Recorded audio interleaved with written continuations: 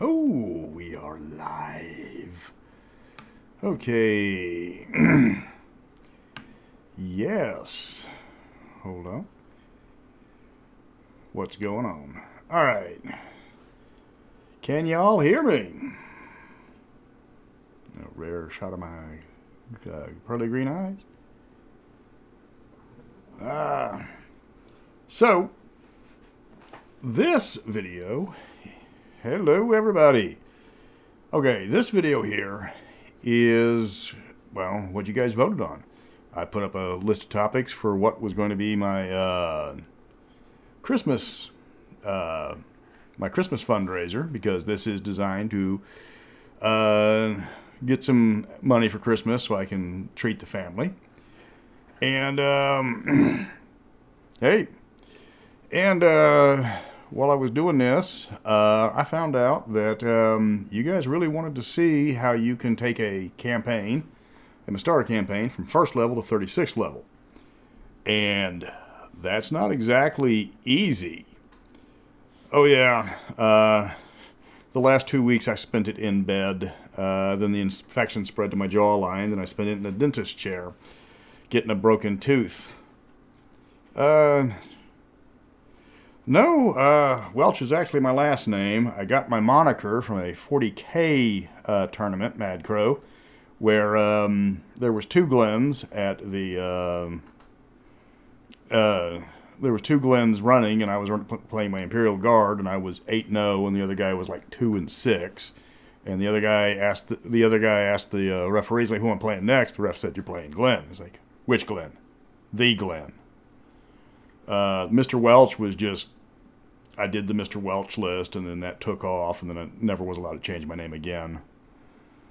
Okay, so what's been going on with the putting this together? There is some serious problems with the module system in BECME, because there are some glaring holes, a lot of glaring holes. And it was not easy, because when you hit level 10, you really don't have anything until you hit level 15 after that for the published modules. And then the master level stuff, there's like a void. There's almost nothing, anything. How many times can you face your players off against Bargle in these 36? There are 6 adventures where you face Bargle. He only makes a cameo in 1 of them. And 2 of them are kind of a variation of the same. You've got the Castle Mystara and Kill Bargle, which are basically the same module, only one's updated for 3rd edition. Okay, so the reason I'm doing this is because every Christmas I get my daughter a weapon. Last Christmas I got her a bearded axe, a bearded Viking axe, and a bearded Celtic axe, because they were on sale. And before that I got her a halberd. I was trying to get her a Beck de Corbin, but I was told that no, you need to get her a halberd. So this time it's getting a Shaska, because on her mother's side she's Cossack. So I figured get her a Cossack saber. After that, just need to get her a horse so she can ride down the Turkish infidels that are like swarming around here. So let's get started, because we've got a lot of adventures to cover. And these are all published. These are all published in a variety of Shaska, S-H-A-S-K-A, Shaska. Just put Cossack Saber, it'll come right up. Okay, so every one of these modules is official. There's no like homebrew that you can find. Believe me, I scoured the vaults of Pandius trying to find stuff for the missing levels. Turkish infidels. It's usually this Cockney guy that rigs boxing matches. Is just got a problem with him. That's why we have pigs. Anyways, okay, so let's get started. The modules are going to be I tried to put them in a coherent. The lances almost always broke on the first hit, because that was the point. You stab in there, then you start hacking. Then, okay, so trying to put these in a coherent format so you're just not playing one random module after another like they did with In Search of the Unknown, which was the B1 through 10, or the B1 through 9 super module, which everybody goes gaga over, but then people play. It's like, you can't play all these. You can't, and because there's no cohesion between them. It's like you're just jumping around from you're just jumping around from episode to episode, and it's like you're just basically playing all the modules in a row, and you can't play 9 basic modules from level 1 to 3 and stay level 3 by the 5th or 6th one. Okay, so let's start off. You're going to spend a lot of time in Karamikos because that's where most of the modules are set. I have most of these modules physically. There's a few I don't have. Very few. Alright, so you're starting off at level 1, and you're going to do a simple... stick with the... for your opening one, stick with the basic set of the Castle Mystara. You can push this off later and do Kill Bargle from Dragon or from Dungeon 150. It's pretty much the same module, just adjusted for addition.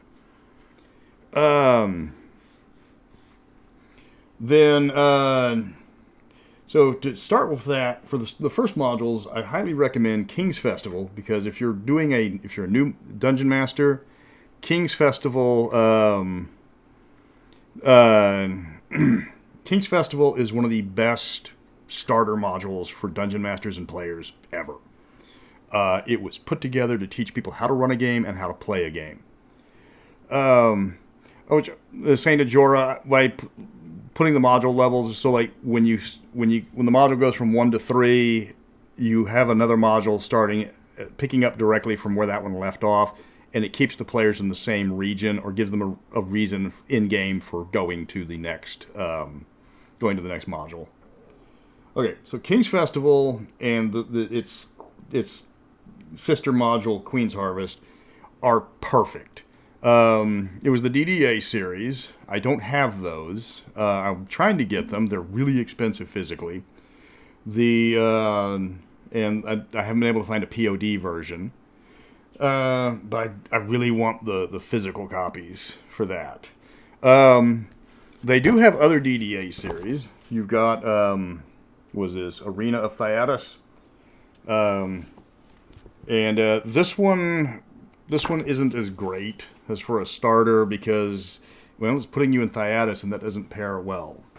However, just to show off, I also have Legions of Thyatus, which I have both of them in. This one's in shrink wrap, and let's see how it smells. Okay, this one here was a nice idea, but it was a lousy execution. Because you're doing just opened up a 40-year-old shrink wrap module. They're not 30 years. This is 90. Oh, God, I love the smell of new old stuff. Look at this, all brand new. All of it. Oh, my God. They don't make modules like this anymore. And if I get King's Harvest or King's Festival and Queen's Harvest... Okay, yeah. God, that's a drug. That is so much of a drug. So you go with King's Festival and Queen's Harvest, and that gets your character started and set up in Karamikos. And so you're going to have them all play people that would reasonably be in Karamikos, but since it's a festival, you can have people coming in from different sides. Once you get that done, you're going to need some filler modules, because that'll take you to right around level 2. So we're going to be taking a lot of stuff from AC-10, Bestiary of Dragons and Giants.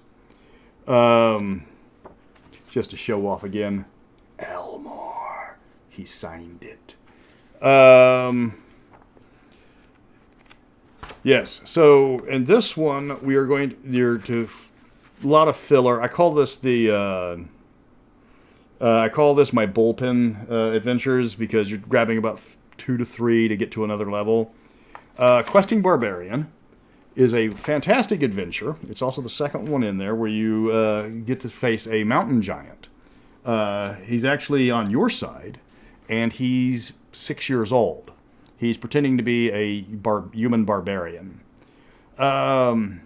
And he's putting on all the character. He's telling the characters that he's going to go. He needs them to go find his father's, to go do stuff. And he's like, and they don't know that he's actually just a 6-year-old kid who just happens to be 7.5 feet tall. And his two-handed sword is his dad's boot knife. Yes. Okay. So this is just a fun little module. It gets the play. Doesn't have anything to do with anything setting-wise. But it's fun to play, and it's good to go. Once you get past the Barbarian, then you go back to Kiramikos, grab Veiled Society. Okay, this one's short, it's quick, it takes up 2 levels, but what it does is it puts the characters in Specularum, and then you can have them an excuse to get them known by people. Or at least people in the game. So not the Duke, but other people. Like other important people. So that's when you would go into kill Bargle if you didn't run Castle Mystamir. And this is going to put you right around level 3. If like I said, if you want to get kill Bargle, it's one of the last. It's in the last dungeon magazine. It's in dungeon 150, and. Spoilers, you don't kill Bargle. He gets away. Is that before or after Renraku Arcology shut down? I played that module for a while. That was fun. Okay. Then you got to... Okay, so that takes you to level 3. Then, of course, you're going to run... Yes, I'm showing off again. Night's Dark Terror, which now is in POD. But what the POD doesn't have is it doesn't have the loose maps, which I'm not going to unfold. It doesn't have the unpunched counters, which I'm being very gentle with. And it doesn't have the 2 fold-out maps, which are always nice. Again, if you're going to try to replace the counters with miniatures, you're going to need about 80 miniatures to play. But yeah, there's the whole thing. And Night's Dark Terror will put your players firmly all over Kiramikos, and you will have a grand old time. And that will take up multiple sessions. That will take you... I don't know, it took us about 12 to get through it. And that was even us going through some stuff. Yeah, it took me a while. That copy I piecemealed together, finding the unpunched counters and the maps separately, taking the better, buying 2 copies, even in crap condition, they're $50 minimum. And put it all together through the, sold off the parts for the other one, which actually paid for about half that book, just selling. Even the parts are expensive. Okay, yeah. So you play that, it's going to take you about... Okay, so that's going to take you about 12. That'll take you up to about level 4 or 5, 6 in if the players really just mine it for everything. All right, after that, we got to get weird. You got to get your... Thank you, Mike J. Then you have to get... you got to get your players out into the rest of the world. Is not able to maintain smooth streaming. Yeah, well... YouTube. Okay, so grab your players, stick them in the mists. Run Castle Amber. It is quick, it is efficient, and if you want to do the... if you want to grab the Goodman games, it's really... Well, it adds some extra stuff. And Castle Amber will entertain your players, will show them the bigger stuff. Thank you, Night Clerk. God, this is a crap... granted, I've been playing... This one's 30 years old. It's pieced together. So Castle Amber will get your players... What about... probably about to level 6. Um, and then this will put them. This will show them that it's going to get. It's Mystara. It's going to get weird. It's going to get real weird. Welcome to the tip of the iceberg, people. All right. Once you get that, skip over to. I didn't put the book out, but go to Top Ballista. You go to Top Ballista and you run the adventure Crash Landing. This introduces your players to Serene. This can happen anywhere because it's literally a crash landing. Your players are tromping along, everybody's great, and all of a sudden a bunch of gnomes fall out of the sky, and you have to protect them until the ship gets put together. It's a short, quick, bullpen game, but it also expands their universe. So for the players, now they've experienced, Karamikos, parts of Glantry, and now they've met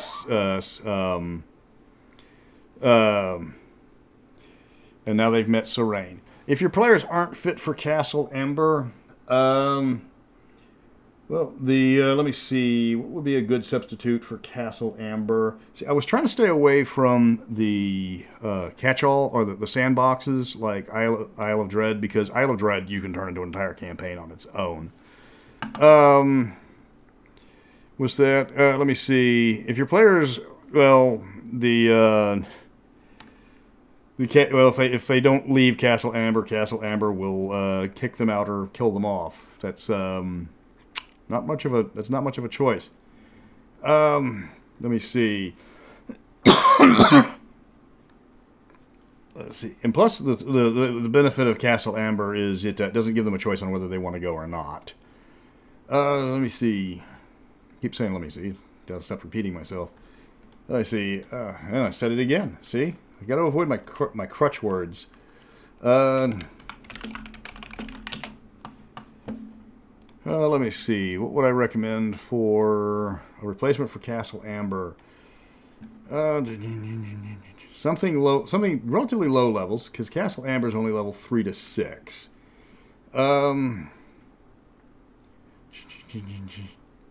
See, the closest one is Shadow of the Saga of the Shadow Lord. And that's starts around level 5, which is close, but that's also way on the other hand. If you wanted to try to get around it, you can always put them on a boat on Drums of Fire Island, which would pair into the drums, the War Rafts of Kron, which they're going to face later. All right. Once they skip out of Castle Amber, or once they've settled Crash Landing, you're back in Karamikos, and this is when they're going to face Skarda's Mirror, and this is the one where the review I did for it, somebody did about a page and a half rebuttal on the entire premises of the villain's. The villain's motive, because he's like, okay, I'm going to kidnap the Duke and force him to surrender the kingdom to me. It's like, that's not how that works. You have maybe 500 men. The Duke's army is 10 times that. His good friend the Emperor is several hundreds times that. You're not going to keep it. But you run Skarda's Mirror, you have everybody go off and say, hey, it's like, we're going to rescue the Duke. The Duke rewards you, and now you're on the Duke's, list of people he can trust.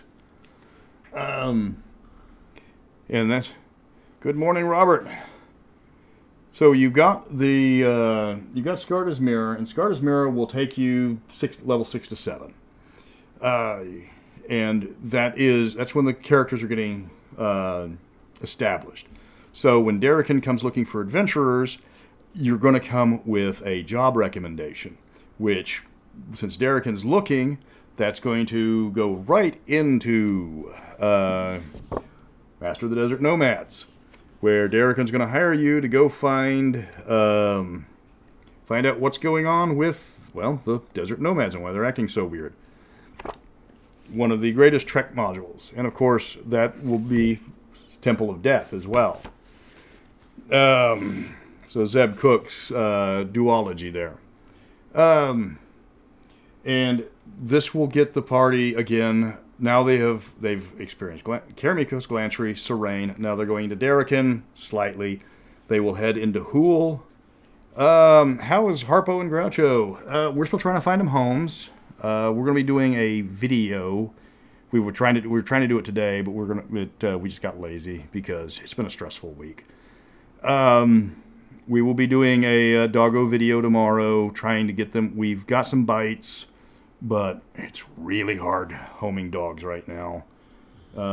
The one shelter that was going to be helping us was taken out by a hurricane in Florida, so it was supposed to be 2 weeks. It's been 2 months.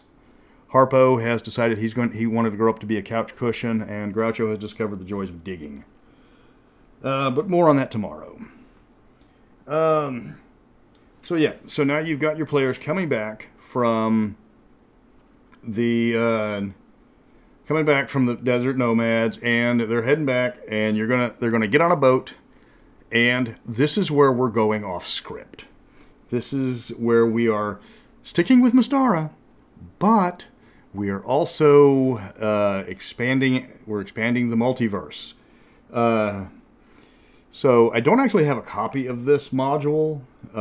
It was suggested by one of my friends from the Ravenloft board, because they hate this. They hate the villain on this one, but it's one of the best D&D modules ever written.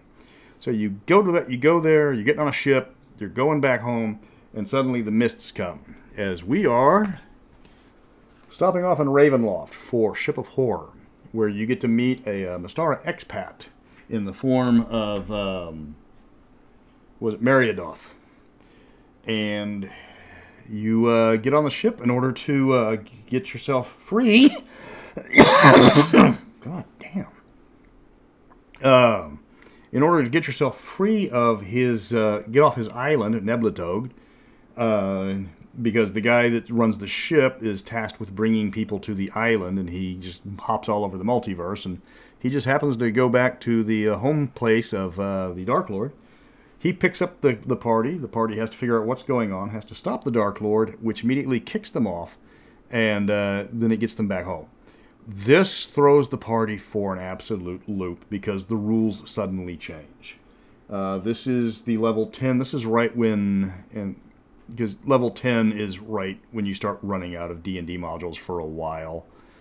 And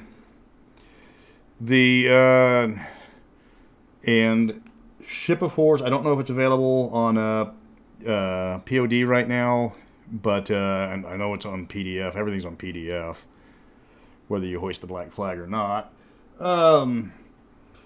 And this will get your players up a level or two. It's also a blast of a module because, hey, we're not in Kansas anymore. But after level 10, you start hitting... There's a gap. There's really a gap. Because the companion level modules don't start till level 15, and we're at level 10, and there's nothing, with very few exceptions, there's absolutely nothing. So we're going go and grab. So we're going to go do the bullpen session. This is where we're just grabbing adventures from published adventures, but they're like smaller scale ones. And fortunately, Paizo released all of the dungeon magazines for free online a week after I paid for them all. Yeah, I'm not bitter. But yeah, you're going to be grabbing a lot of Dungeons and Dragons. You're going to be grabbing a lot of dungeon magazines. Starting off for your level 11, and this is a bullpen session, so this is going to be a bunch of short modules, or short adventures tied together to get your players leveled up. Nests and Nations is going to send the party to Karamikos again to fight off some hive brood. This one's a little tough. It's not as tough as most hive brood adventures because you're not facing, I don't know, hundreds of them. But hive brood are tough to begin with, and you're having to track them down. Thank you, Brandon Rapp. Thank you very much. Okay, so once you're done with that one, then you flip to Dungeon 27, Tarfil's Tomb, also in Karamikos. This time you're trying to keep a paladin's tomb, who is now undead. He is trying to not be undead. You have to go find out what's the reason why he is undead, and to remove the reason why he is now walking around stomping. Thank you again, Brandon. Okay, and then, to spread the love even more, send the party out on a fishing expedition. Literally just send them out, like, to, like a rest day. Give them some downtime. And then, you run from the Tall Tales of the Wee Folk, you run, Quiet Day Spent Fishing.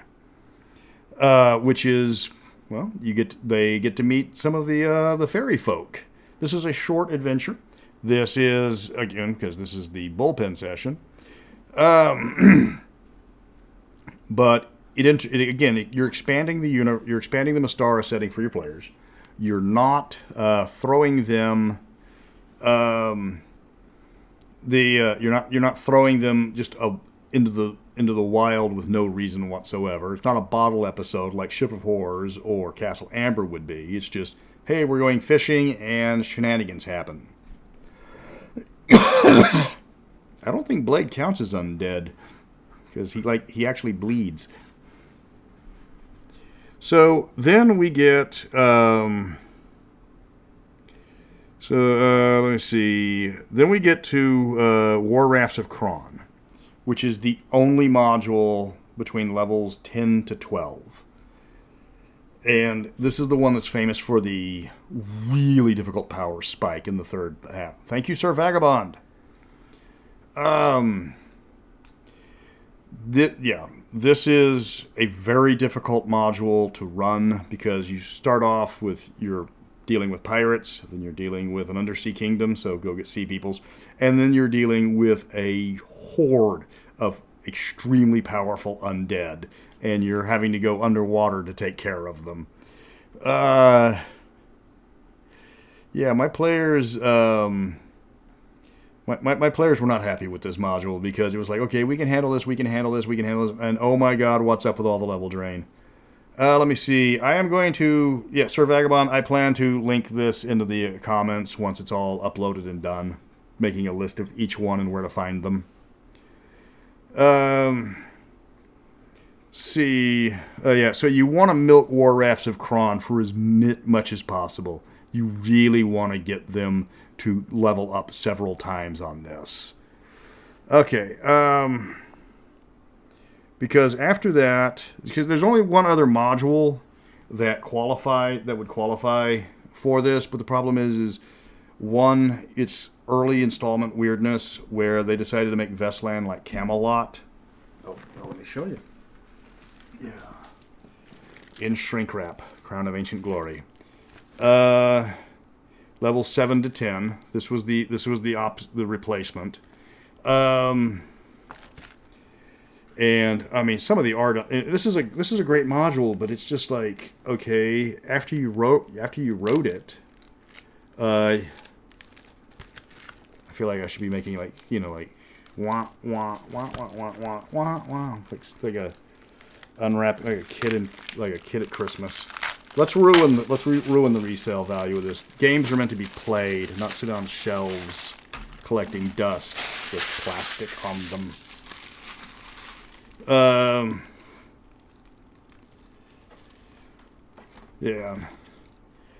Gnome artificers. Yeah, that's why the gnomes don't have to worry about the sirens, because they have the depth charges.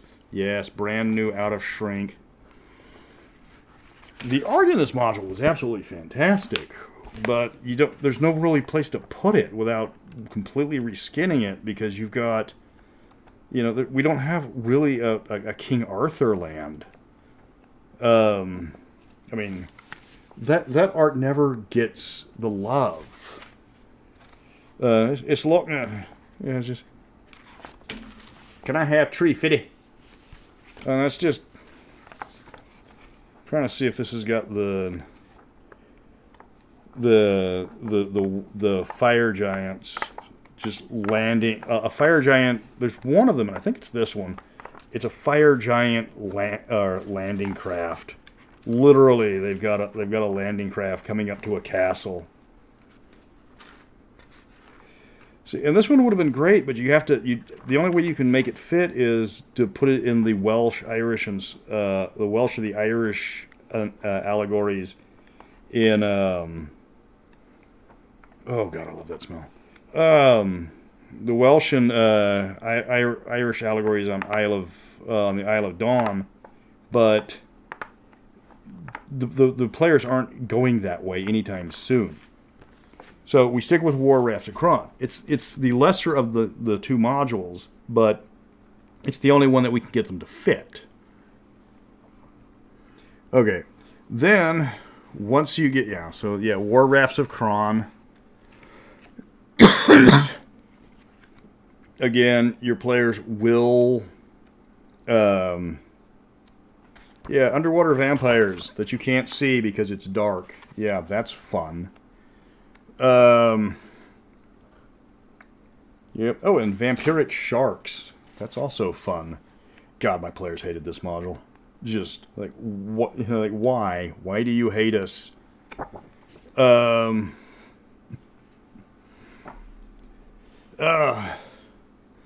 Sometimes you just gotta crack open a new one and smell it. I do have I still have quite a few unopened. There was a game store that went out of business. Partly because you have to pay taxes, and he forgot that part of his obligations. So they were selling off stuff, and I made out like a bandit. Bunch of unopened stuff. But I was saving it for a special occasion, and this is to get my daughter a cavalry sword. So this is special because, you know, you should have seen her last Christmas when she got the axes, and they're like, oh, running around screaming blood for the blood god. I am raising her so well. Okay, so let's take them back to Darrican. And let me see, we're right around, what is it? We're about right around level 15, maybe 14. Okay, you did your work for Darrican. Darrican has a job for you. We're going to Legacy of Blood. Fix this domain. Welcome to companion level. No, I just got like something stuck on the back of my throat. I can't get rid of it. I know, carbonated prune juice.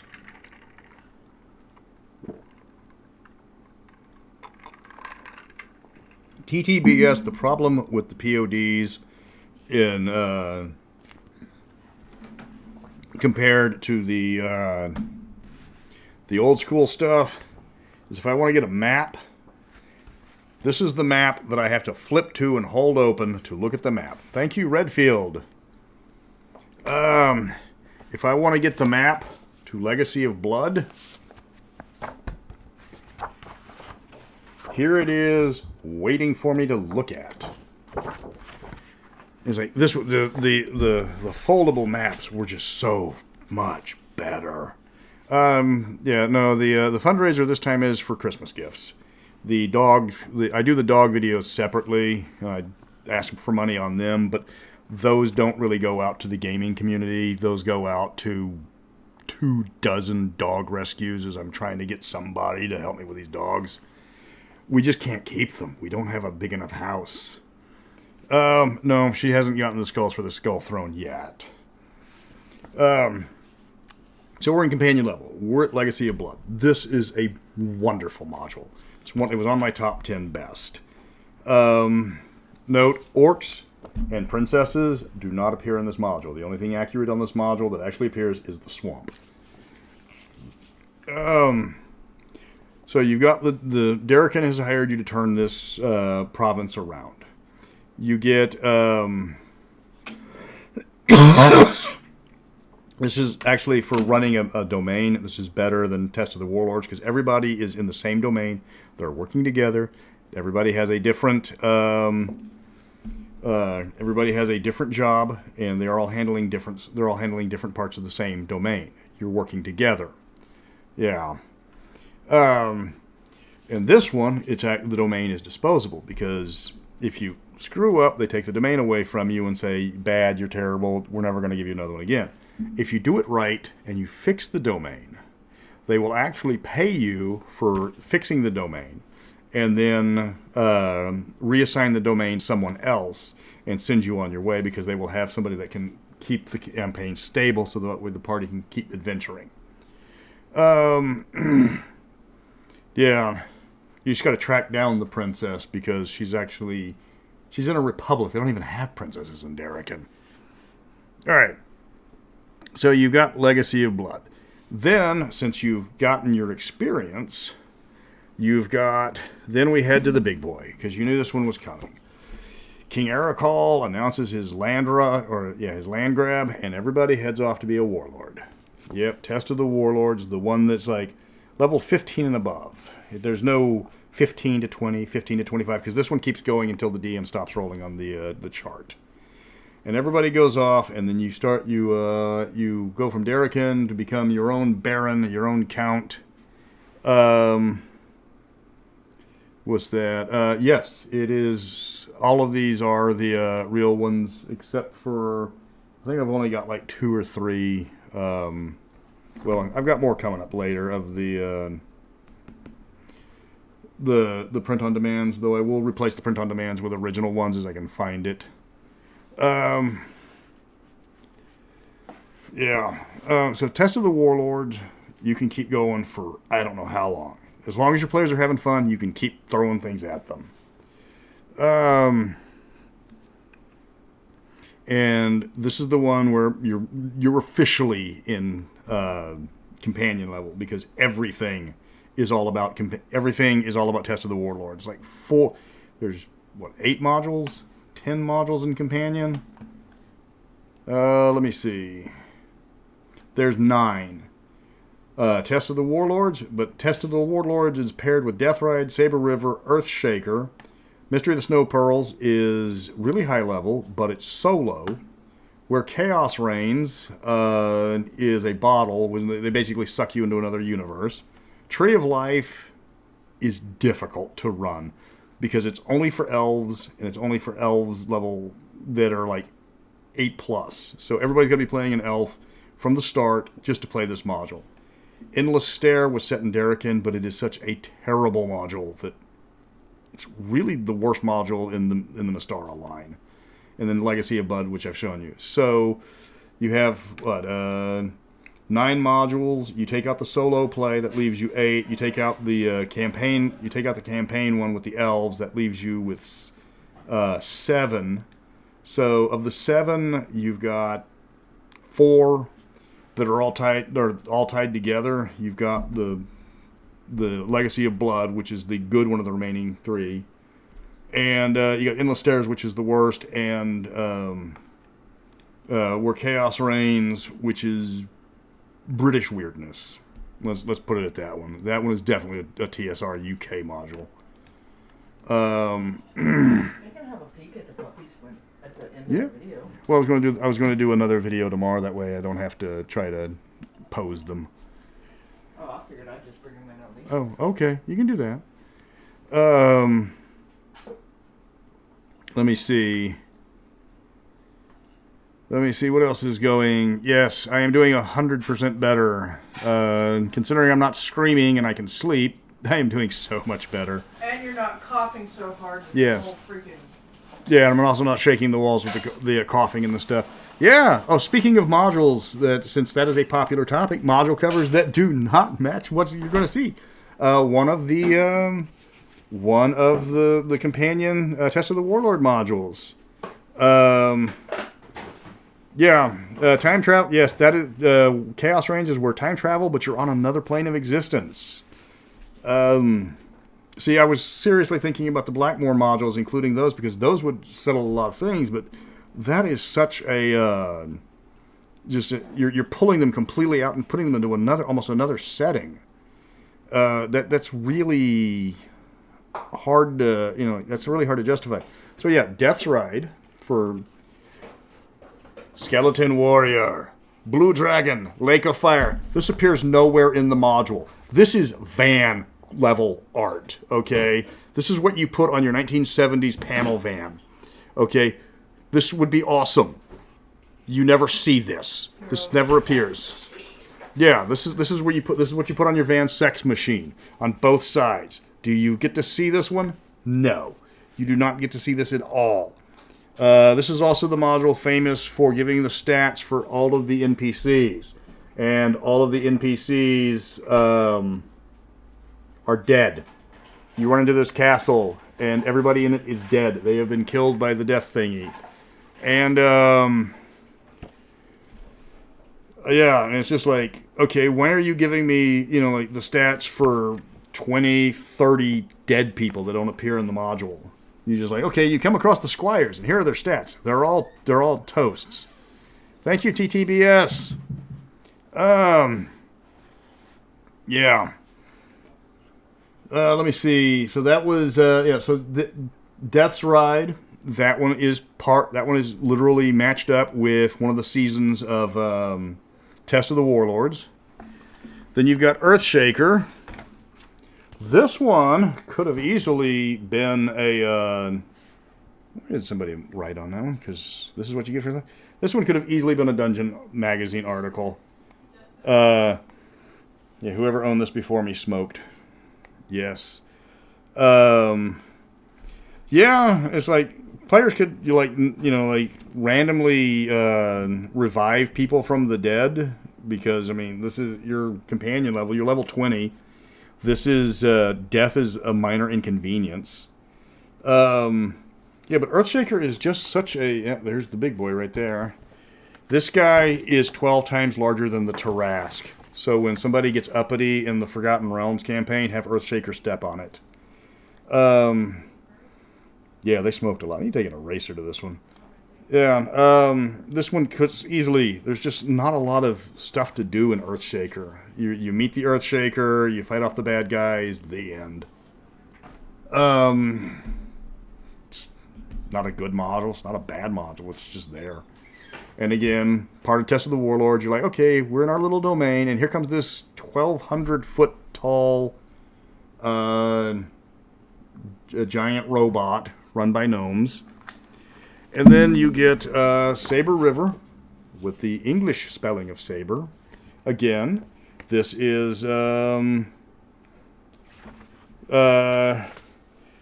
this is the Test of the Warlord family. Underwater Saber Claws. Yeah, you want to make your players think you hate them. Underwater Saber Claws. When they hit the hit the Saber Claw for 50 points of damage, but you haven't. He's still got 200 points of damage left, because it's a shared hit point pool. Yeah, those are good fun times. This one's probably one of the most linear modules you will ever see, because you're going down the river. This one's also the one with like 2 million gold pieces in treasure. That's people talk about Monty Hall campaigns. Sabre River. He's like, well, they have to find the gold for the dragon treasure because it's behind the mountain. It's like, I've got a dwarf with detect treasure. So yeah, he'll find the treasure. Okay. So so that puts us up to let's see, Sabre River, that'll put us up to like level 2021. Then we're Chaos Reigns, which I forgot to include in my stack. That's the one where you go to another time of existence and you're facing the Ord, where they're like manipulating time and all of that. And being companion level, of course, you're going to have mass combat. I think, yeah, you're going to have mass combat in that one. That one's a very British one. It's also a very weird one. We like British weird. Yeah, we like British weird, but that one was a little strange. And then it was one of the ones where you're just playing it because you're trying to eat up levels. Then that's this is where you hit the second gap, because for super high level stuff, master level adventures should have all been on other planes of existence. You're questing for immortality. This is where you're going to the other realms, and you're going to go see the elemental planes. You're going to go see the outer planes. Let me see. Legacy of Blood. Bonjour. Bonjour. Legacy of Blood's a companion level because it uses the domain rules, and the domain rules are in the companion set. So it's a companion module. But it's the same reason why. But it's like the same thing with Tree of Life, which is a companion level module for level 8 elves, which is not. And considering elves go to what, level 10 before they run out, they needed to put something in the companion level set, and you can tell where they wanted to. They put their attention because there's, let's see, basic level modules. There is 13 plus the 4 DDAs, so that's 17. And then you have, because the Karamiko's DDA series was bad. So you had 17 basics. You had expert level. You had 13. Then Quest for the Heartstone, that was for the toy. That was to sell toys. And you had 2 solos. So 13, a gimmick one, and 2 solos. So 17, 13. And then you hit Companion, it goes down to 9. And then you go to Master, it goes down to 5. And you go to Immortal, it goes down to 3. Or you could just buy the rule cyclopedia, which includes all the rules all at once, all for you.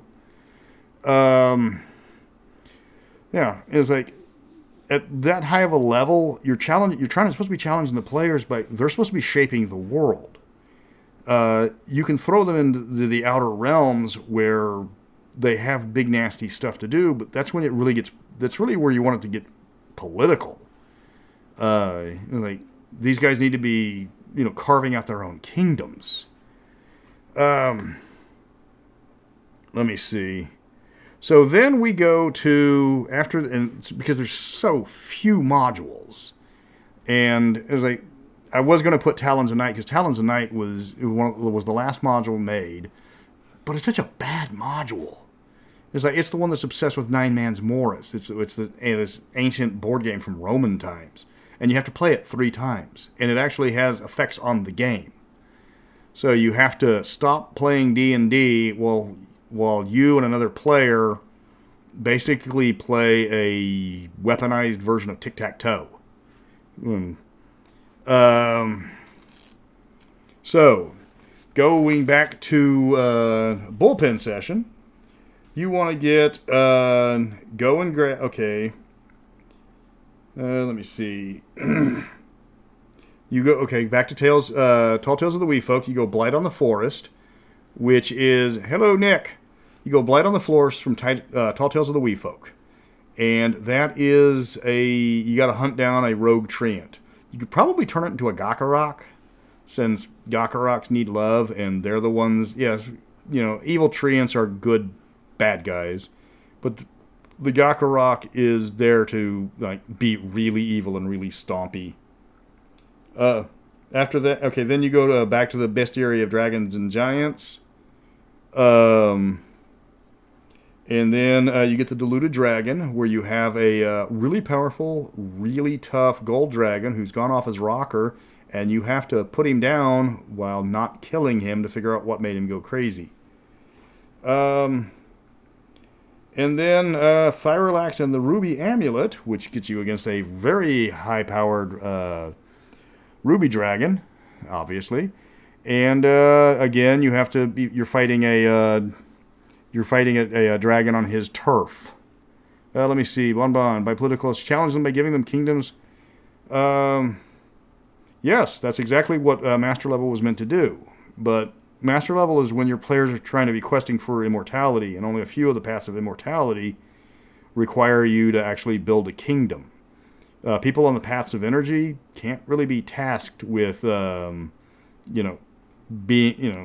to maintain a domain. That's why their version is like, okay, build a tower and get everybody within a certain area to say that you're the best, or else.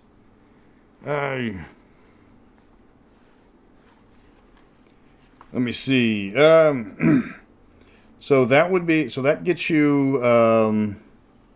That's a bullpen session. So that should get you to level 25, and then we go to Bruce Hurd. His love of Greek mythology with Into the Maelstrom. Yeah, it's the Odyssey. It is the Odyssey. You get your fleet.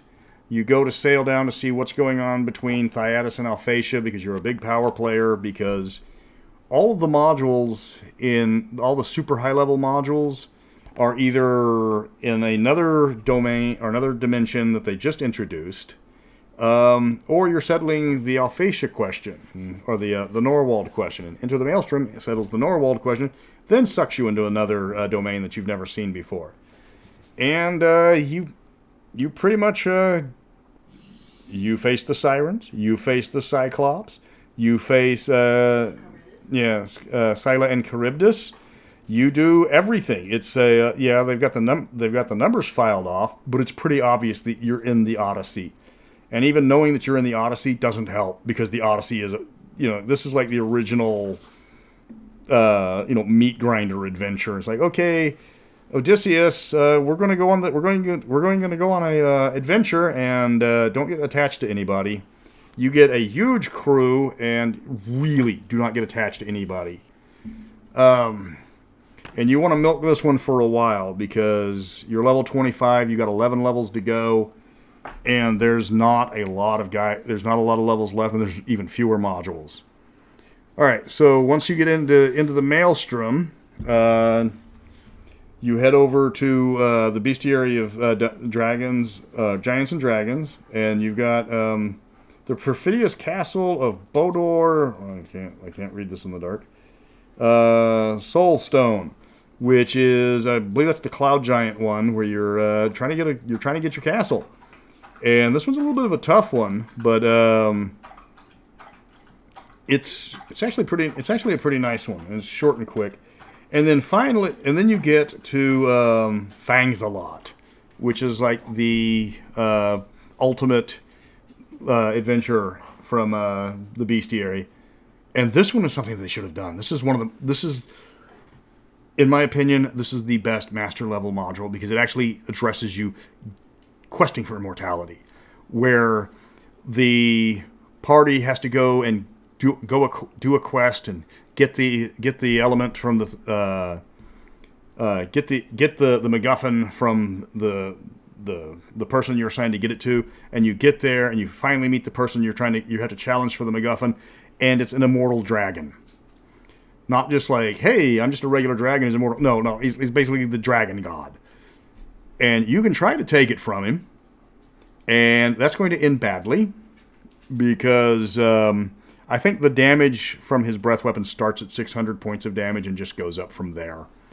It's like the Multi-Melta in the 40k RPG, where the damage is just dead plus 4d12 or 4d10. And you actually have to use diplomacy or guile or something else to get the fang from the immortal dragon, because this is one time where you cannot brute force your way through it, because one, you're trying to suck up to this guy. Thank you, Bonbon du jour. You cannot use your normal methods to get this guy's tooth. You have to appease him. You have to realize that, hey, we're trying to get to the big leagues, and we can't trying to get there. You can't play by the normal rules. You have to play by their rules. And this is what they should have done with master level, rather than just keep harping on about Thyatus and Alphatia. Let me see. Then we go to 5 coins for a kingdom. This is another scavenger hunt extraplanar adventure. This one was actually turned into one of those D&D choose your own adventure books. One of the rarer ones of the same name. It's also 5 coins for a kingdom. And it's like I saw one that was like somebody put it up on one of the auctions, and it was like, before I got to finish reading the description, the bidding was up to $70.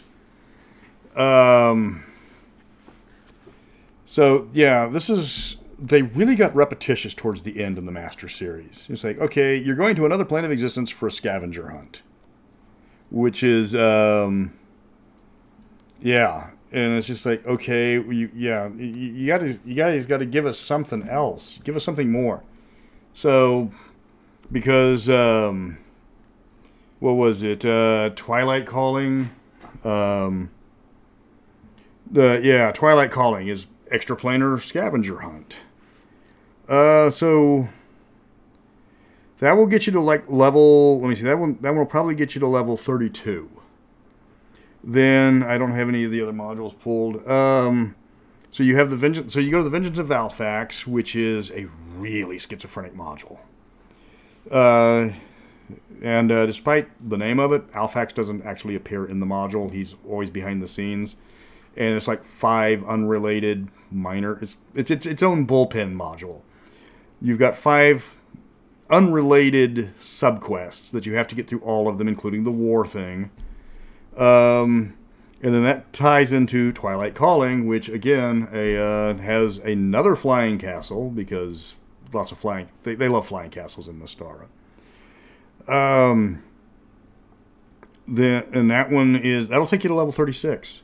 You get to meet the Carnifex, the least, one of the biggest, nastiest threats in Mystara, with absolutely no write-up, no description, no art, no nothing. And these guys could have been huge, and they weren't. They're just meh. They didn't even, they couldn't even be bothered to draw them. But that's levels 1 through 36. You can do some substitutions, but there's not a lot to substitute, because if you're trying to make it coherent, we start off at level 1 in Karamikos, and then you stay in Karamikos for the first 5 levels. You get sucked into Castle Amber, which takes you to Glantry for a little bit. But it doesn't stick you too much into Glantry, because Glantry. I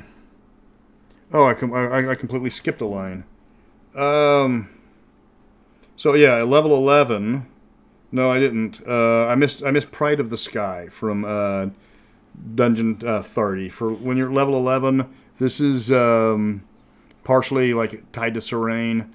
You get to, there's a crashed airship in the Broken Lands, and you got to go get it. You got to go save everybody on board. And then there's another one also near level 11 or level 13 where you have to go solve a mystery on Serene. This ties into the crash landing. Yeah, and that was the biggest problem I had putting this together. I mean, this took 4 versions of me splicing these all together. I checked the vaults for adventures. There's very few. Actually, there's quite a few, and they're all levels 1 to 3. I checked Threshold Magazine. And aside from the very excellent and highly recommended Khan and the Duchess in Threshold number 23, which would be right around level 3, so you could slot that one in, which introduces you slightly to the Ethengar, but you're still in Karamikos, where that's the adventure where the Ethengar ambassador, which is actually the Great Khan's son, who's been sent to Karamikos because he got a little handsy with the wife of an important tribal chief, and then he gets handsy with the Duke and the Duchess's daughter, Adriana rather, and then you have to go save them from their own hormones, and that one would fit in. Thank you, 8 Mobius 8. That one is, that one's easy to plug and play, but there's no high level. There's no high level at all that I could find. I went through every dungeon magazine. I went through all of the adventures in the creature the creature crucibles, and there's no adventures in Night Howlers. Night Howlers is 90% rules. That was one of the weaknesses of that one. They had to completely rewrite the game rules so you could play Lycanthropes. And there's no... and the adventures you can play in Sea Peoples are all for aquatic races. So there was nothing in there I could use. So it was Tall Tales, which actually had quite a few. but they were usually snippets. There was one long, expansive one, but it didn't really fit in with the 1 to 36, keeping everything from going one to the next. And then you had the Serene one, which again was mostly low level, with the 2 that you could pull out and stick anywhere. Well, you could pull out the crash landing, stick it anywhere, and then they come back for the big one, which was the Mystery, where you have to stop the obviously evil Nagpa, because they're not Skeksis, they just look like them and act like them in every single way, except they don't. Oh, hold on. YouTube wants me to insert ads now. Okay, creators earn more money inserting ads the more viewers are watching. Sword Cooper. The problem with the 1 to 3s is the scaling. Okay, there is so many 1 to 3s. You could mix and match all the 1 to 3s all over the place. But the problem you're going to run into is the problem with into the unknown, or in search of the unknown, where it gives you 9 low-level modules to play in a row to get to where you're supposed to go, but you're going to get to you're going to outpace the modules by about 4 or 5. So you run into the modules. You can run you can run a lot of short ones to make up for it, but if you run like the longer ones, and I stayed away from most of the dungeon crawls for that reason, because you run Keep on the Borderland, and that'll get you to level 3. So that'll eliminate the need for all the different adventures. And that way, if you run that one and you decide, oh, I'm going to play Palace of the Silver Princess next, Palace of the Silver Princess is going to be a complete walkthrough, or a walk-on, walkover, yeah. And you can't do that. You have to go back and upscale all the monsters, and the more you throw the parties into modules that they're well past, or you can probably go 1 level over and still be slightly challenging, but 2 levels over. Keep on the Borderlands gets a lot less exciting if you have Fireball as an option. And then there's looking at the other modules. Staying away from I tried to keep away from the straight up dungeon crawls, so that got rid of In Search of the Unknown, which was you had to fill it in yourself. Palace of the Silver Princess, Horror on the Hill, which might as well be a dungeon crawl because you're on an island. Rahazia, Journey to the Rock was not a good module. It's way too short, and it was designed to be for a tournament. It was a tournament module that they did. And Castle Caldwell and Beyond was famously one of the worst modules because it was made for kids and marketed towards adults. And then you get the DDA series, which again, levels 1 through 3. Arena of Thyatis, Legions of Thyatis. You're dealing with you're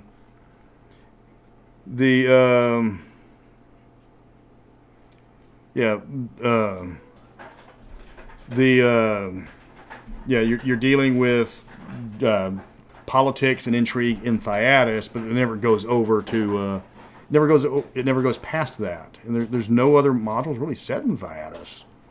Let me see. Why was there a Cobra and a Dresser? Well, where else are you going to put a Cobra? Well, they were probably cleaning the Cobra cage. It was like, hey, cross-dressing Cobras. That's where you put they like to wear the socks. And then you have the DDA 3 and 4, which is Ayatraldar and Dimrock Dread. And those are some of the worst modules. Those were terrible modules. In fact, Dimrock Dread was notorious for being an 11-room dungeon, which is a dungeon magazine level adventure. Let me see. Castle Caldwell. Yes, Castle Caldwell does work for kids. It works very, very well for kids because it's very pillow-fisted, and it walks them through, and they don't have to make a lot of choices. Because it's like one of the dungeons is literally they're going up a spiral. So they're moving from room to room, but it keeps their attention focused. Yeah. Yeah, everything's Sabre Die and Back Me. What's the, like if you're not saving and dying, you're not gaming.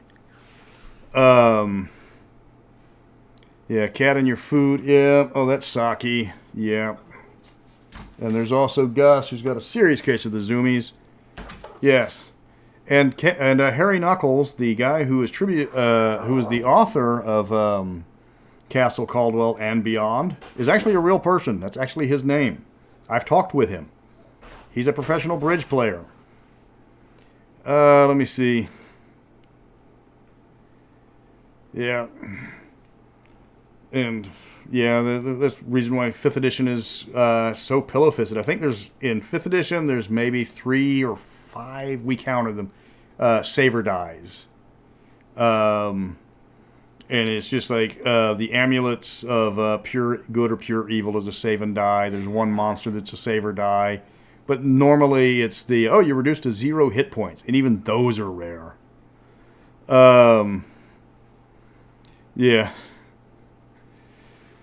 And so let me see what else. What other module? So, and that's the thing is, I complained about from 10 to 15. There's nothing, but you've got Adventures in Blackmoor, and they're only for 10 to 15 levels. 10 to 15. So if you wanted to fill in the Adventures in Blackmoor, take the party, suck them back into time, you stick them in Blackmoor. There you go. Unfortunately, Castle Blackmoor is vaporware, and I talked to Bruce and the other people. Yeah. Excuse me. I talked to the other people that were working on it because Dave rage quit because he realized that what he was doing was less and less about him doing it and more about him having them being able to sell his name. So a lot of the stuff that he recommended, a lot of stuff that he wrote was edited to the point where he just quit. So Castle Blackmoor or Blackmoor City, I forgot what the name of the 5th one that was. They had a lot of ideas. They didn't know what they were going to do with it. They killed it, so there was never a cohesive plot. So there is no 5 1/4 floppy disk with the rules on it written out, sadly.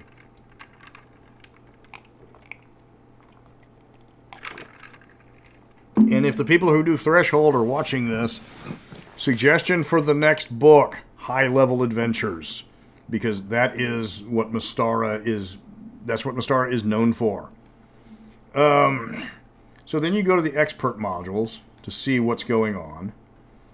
And this is where you run into a lot of the problems with... you run into a lot of the problems with some of the modules. The quality difference in them is you're not going to play Savage Coast. You're not going to play Quagmire because you have to do all the work yourself, and you've already got Isle of Dread. And yeah, that's it's like, okay, so you can play on the Tigers, you can play on the Pirates, or you can play on the Astros. Which team do you want to play on this year? So you had Curse of Xanathon, and Curse of Xanathon I really like. It's a little known module. It's not. It doesn't have the reputation of some of the other ones, but it's solid.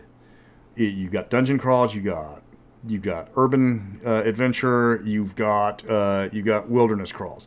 It's set in Vestland, which does set it away from everything else. And you want to compare Curse of Xanathon to the one I just opened, Crown of Ancient Glory, and you're like, okay, these two nations are nothing alike, and they're the same nation. Let me see.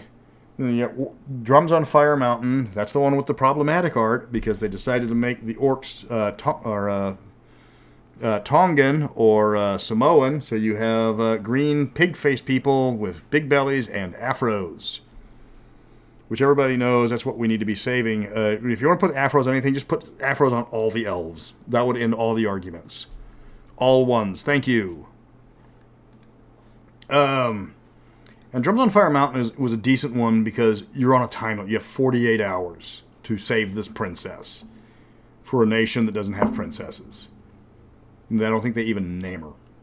Or was that Rafts of Kron where they don't actually name, they don't give you any background? It's like, you got to save the princess. Can you give us any details about that? No. No, you're on your own. Her name is Renona Whiter. Yes. Okay. Then you get Red Arrow Black Shield, and Red Arrow Black Shield was that was actually one of the options on what you wanted to do is like taking Red Arrow Black Shield and making it into an actual, fixing it for the Gazetteers, because the original Red Arrow Black Shield was like, hey, what do we do with all these nations that we don't have any information on? Let's just make it up. Yeah, but are they like Don Rossavelli? Are they like 1970s Afro elves? Because if they're not, they don't really count. It's not an Afro unless it looks like it's from the 70s, where they have problems walking through doors. Yes, and Red Arrow Black Shield is a lot of people refuse to watch it, and how do you screw up Tolkien? The man already did all the work for you. We're going to make it up on our own. They're actually going to, they're talking about rebooting the series for the second season. You spent $1 billion on a show that nobody watched. And it's just like, you get, and there's like, hey, I could be evil, I could be Sauron. Yeah, that's Sauron. It's like, nobody did not guess that was Sauron.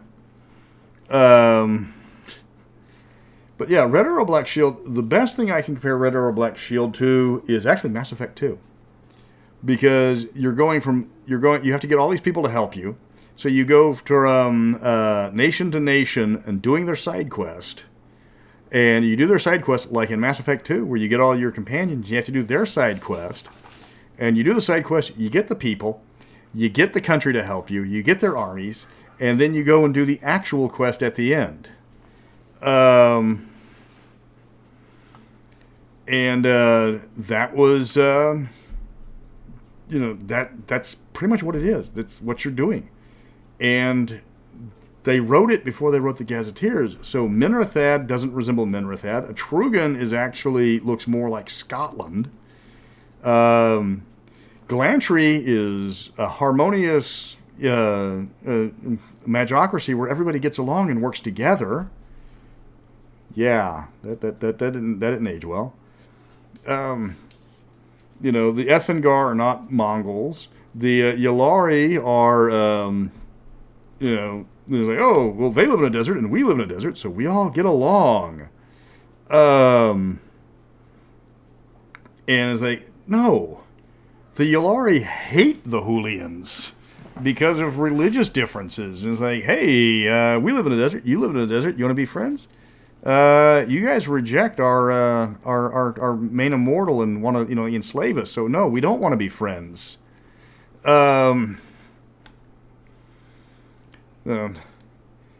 then Saga of the Shadow Lord, which puts you out. And with Saga of the Shadow Lord sends you all the way to Windar, which is nowhere nearby. In fact, they actually made Windar up for just for that one. And Dinagoth, which would have been fun. He was like, but you got to go way out of the way and then come back, and then it's never mentioned again until they actually come up with the almanacs, and then it's slightly mentioned again. And then Quest for the Heartstone, which is sponsored by LGN Toys. That's why every character that's mentioned in there has a trademark symbol by their name. But I gotta admit, that module had some fantastic art. They didn't skimp on the artist for that one. So then, yeah, well, I think I've covered the companion modules. Yeah, that's the 9 of them, and of which 4 of them are linked. 2 of them really aren't playable unless you're building characters specifically for them as a one-shot. And one of them's decent, one of them is the worst module. But then, yeah, okay, so then as it goes down, the number of the modules go down. And like, there's only 5 master level modules. Vengeance of Alphax, Twilight Calling, and Talons of Night continue the Norwald saga. And Norwald really became the albatross for Mystara, because everything was about Norwald. And master level, they're telling you, like, you need to be going out and doing your path for immortality, guys. Get out there. Go talk to the elemental lords. Go over to the Forgotten Realms and put Bane in a hammerlock until he admits that you're better than him. Yeah. Oh, cool. No, Bruce tried to maintain some continuity. He did do it when he went back on the Voyage of the Princess arc. But no, there was nobody that was doing the continuity, which explains why everything went out the window with the Northern Reaches, where there's like, hey, real world immortals. Yeah. And it was, by the time they brought in a continuity editor, it was already too late. I've tried to fix some of the continuity stuff. I really have. But there's a lot. And it's like, I mean, Thorfinn has been fixing all the continuity errors just on the maps. And that's one of the strengths of the Forgotten Realms. As much as I toss shade at it, they had a continuity editor. And up until the Spell Plague, everything was just like, hey, it all works together. And then after the Spell Plague, it's like, hey, does anybody care about the anything east of the Savage Coast? Yes, we all care about what's going on in the Dale Lands and Symbia and everything over there. It's like, okay, so we don't need to talk about that anymore.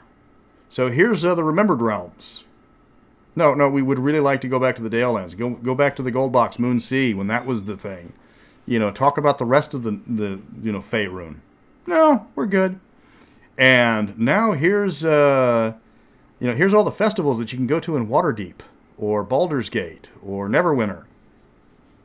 Yeah, the 5th edition modules are. Yeah, that was one of the options I gave her if you wanted to hear about that one, and I had them all listed. And it's like the best ones were the ones where they tried to all they did was take the really good stuff from the old days, and just tack more onto it and say, hey guys, it's a new module, and not a 1-to-1 conversion of Ravenloft at all with extra. With extra stuff bolted on that we added ourselves. Let me see. Is the Guilds of Minorith had a good area to run games in? Yes, but you got to remember the guilds have a lot of politics dealing with the economics. They're not very nice people. They play dirty, and it's a lot of nautical stuff, but you're going to be doing most of their stuff is all about getting on a boat and going somewhere else, because in the guilds themselves they are humorless workaholics, and that was that's the theme of Minorith is like they're very successful, but they work themselves to death.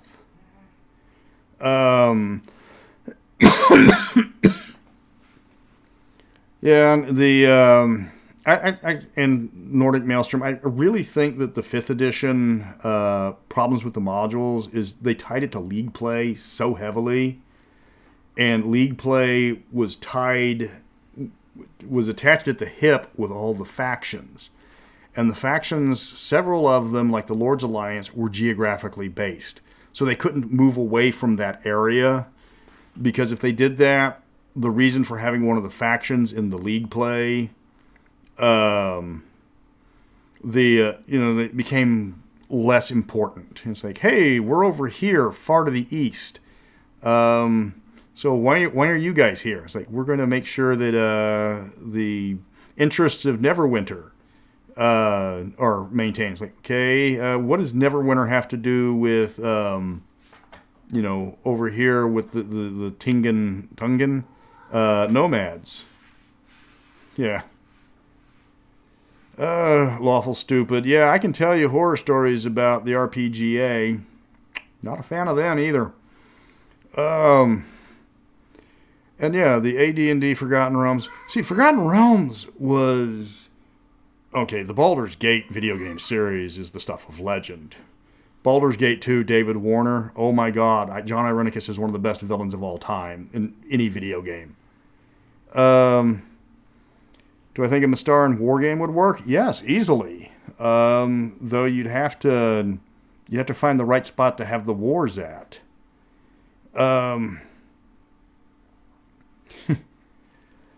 Let me see. Yeah, they introduced the Zentarum because they needed a bad guy faction. But yeah, they never brought back Zental Keep. I know it's been destroyed, but it's been destroyed 5 times already. Like there's no continuity for Zental Keep. It's just it blows up and then it's like the insurance guys bring another one next week. I'm not a big fan of the Final Fantasy series, so I'm biased. So yes, John Irenicus was absolutely fantabulous. Life is strength. This is not to be contested. You live, you affect your world.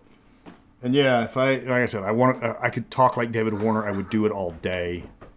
I mean, I've been playing Baldur's Gate 1 with. Actually, I wanted to go through with see if I could go through with a halfling Slinger McDongle, or Slingy McDongle, just to see if it's popular. Yeah, the original Baldur's Gate was a little clunky. Baldur's Gate 2 smoothed it out.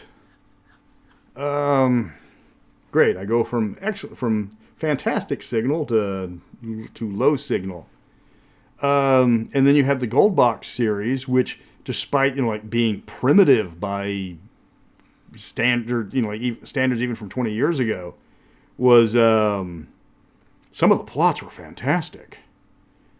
It was like the Curse of the Azure Bonds, one of the best modules ever written, especially for a video game series. And that was the complaints they have about Baldur's Gate 3 is like, okay, you have the main character, which is the only character which seems to be enjoying themselves, and everybody else is edgelords. It's like, I don't want to hear people just sit around and complain. It's like, oh, okay, hey, I'm your companion. I'm going to be miserable and complain the entire time. I'm going to follow around and criticize you. Like, why are you here? If you don't like being around me, if you don't like the adventure we're on, why are you here? Like, give me the Laura, the cute little halfling from Baldur's Gate that just walks up in the middle of a heist and says, "Hello, I'm a thief too. You want to be friends? Happy, happy, joy, joy." And she starts singing the happy, happy, joy, joy song.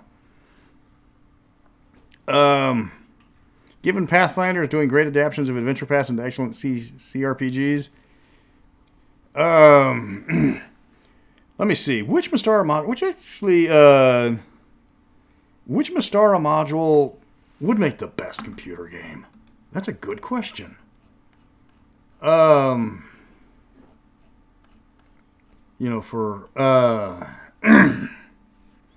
for simple ones, you could do a dungeon crawl, but that would be, you probably want to go with the Desert Nomad series, if at all possible, because then if you could fix Red Arrow Black Shield, you could have the whole trilogy. You'd have the whole trilogy going. Let me see. Yeah, Isle of Dread is a little open-ended. You'd have to hammer it down. Keep on the Borderlands is just kick in the door and kill everybody. Let me see. Zan, yeah. Well, Zan was not so much an edgelord as he was just Debbie Downer. He was just like, we're all doomed. You get Yeah, you get Jaheira, and she's like, always nagging, Khalid. But, the insane Zentil wizard, he was evil, and he was like one of the happiest go lucky characters in the game. Then you get to Baldur's Gate 2, and then you get they pared down the number of characters, but they were interesting, except for Cerned. Nobody likes Cerned. Like I said, Desert Nomads the first two were easy enough to do. With Red Arrow, Black Shield would have to be you'd have to do some serious retconning to bring it into the Gazetteer series, rather than just the brief mentions that every nation gets, and then they don't actually have anything to do with the Gazetteer nations. That was, Mystara has a ton of video games. It has the second number of, except for Forgotten Realms, it has the second most number of video games out there. And that's, was it Shadows over Mystara, or Chronicles of Mystara? Capcom's best beat 'em up, bar none, without exception.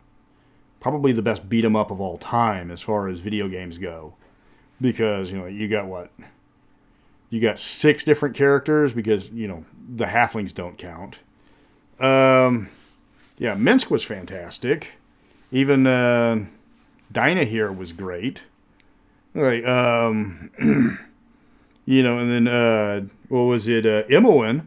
They were actually going to kill Imoen off in Baldur's Gate 2, and the playtesters were going to riot if they did, because they were going to take her out, and they were going to replace her with oh god, what's the other redheaded mage thief? I can see her. She's the one that has the castle and stuff like that. They came up with her, which was going to be the replacement for the dead Imoen, because you were going to get to the sanitarium, and Irenicus had already taken her soul and killed her, and everybody was like, if you kill Imoen, this place will burn to the ground.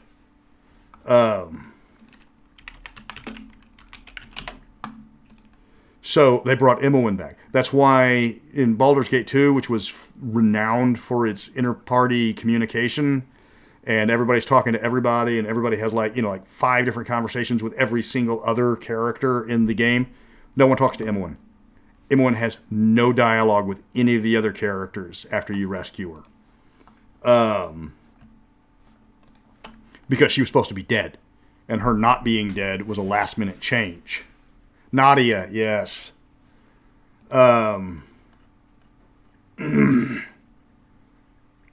that's why there was, everybody had to be a mage thief. Nalia, it's Nalia. Everybody had to be so you ended up with 4 mage thieves in that game. When they came out with the extended edition, they actually gave you a full thief that wasn't Yoshimo, because Yoshimo dies. It's a 30-year-old game. Spoilers have fallen off. And then that's and then they came up with Siege of Dragonspear. It's like, okay, we're going to have an interquel. This is what happens between Baldur's Gate 1 and 2. It's like, okay, you're dealing with 2 of the greatest RPG video games of all time. How's this going to hold up? Because you got serious boots to fill. And the answer was, it didn't. It didn't hold up. The voice, I'm actually running through that one, and the voice acting is off. It's like it doesn't sound like you're actually having conversations. It sounds like you're listening to somebody who's recorded lines in a booth without any interaction with anyone else. I'm buffering. Yeah, and it was just you could do a Baldur's Gate style adventure with Mystara. You have the setup. You have the different things, and you can have Azantiodal screwing with people. But again, I don't think. Let me see. I don't think Wizards ever wants to go back to Mystara because they don't want to do anything that could be tied to a real world culture, especially with everything they do gets just torn apart on Twitter. Let me see. Just out of curiosity, which Dungeons & Dragons edition do you prefer to play with Mystara? Depends on what kind of campaign I'm trying to go with. Because all the editions have their different strengths. Back Me is the classic. But it's really hard to get players to go into the old stuff. Third edition is if you got players that love crunch. Third edition is like eating a bag of chips. It's as crunchy as it gets. If you want, if my players want to be like super high level, if they want to play the video game Mystara, you got to play 5th edition. Because 5th edition matches Chronicles of Mystara's playstyle better than anything. He's like, we're high level, we're beating people up, and we are just bouncing from bad guy to bad guy. So if you want everything already made for you, you don't have to do anything. You just want to get and play. Back Me, Rule Cyclopedia. I like the Rule Cyclopedia over the Back Me because the mechanic or the skill system was beautiful. Best one. Yeah, it was like, I mean, they threw a fit over the Hadozi, and that's what they were saying is like the Hadozi, it's offensive to people, and it's like, okay, if the worst thing you have a problem with in Spelljammer was, the winged monkeys, it reminded you of black people. Did you not read the books? Because that is like the most bare bones adaptation of anything. Let me see. No, I have never played Mystara without a non-D&D system. I've already got the rules. I don't need to transfer it. I never needed to transfer it into anything else.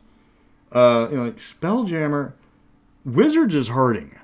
I've seen all the business reports. Wizards is hurting. And a lot of it's because of the Magic the Gathering screw-ups, which I got out of Magic 10 years ago. I don't miss it. I miss all the money I made selling my cards. Oh my god, I had all 10 dual lands. I had a complete deck made out of nothing but Arabian Nights cards. I found a bunch of Arabian Nights cards recently. They were all just commons. Like 12 of them. I sold them for almost $100. They were crap cards. I mean, it's like, tap this. Tap this 1/1 creature. Target creature can't regenerate. And it's like, yeah.